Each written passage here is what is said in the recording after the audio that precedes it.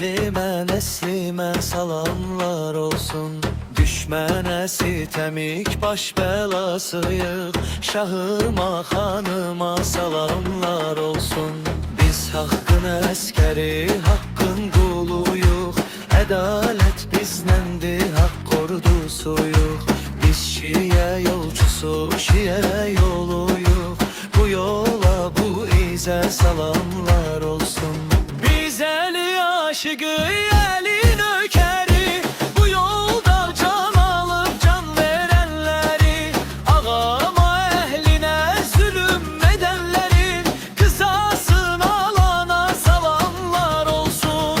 Torpaqlar fəth edib bir dövlət quran, Səfəvi soyundan Qızılbaş babam, biyyəti vədəni sadiq saxlayan Xətai dədəmə salamlar olsun.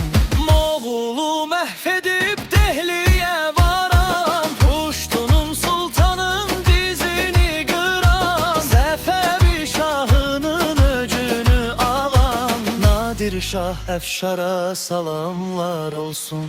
Uğrunda can verib iffət qoruyan, oğulu da özü də şəhid olunan, düşməndə adını hörmətlə lanan Ziyad xan oğluna salamlar olsun. Sən Allah qulaq as dediyim sözə, çox zülüm, çox çilə gətirdik dizə.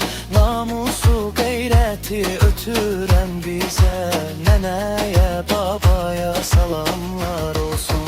Ədəb də bizdədir, elmə bizdə, qılınc da bizdədir, qələm də bizdə, şair də bizdədir, şeir də bizdə.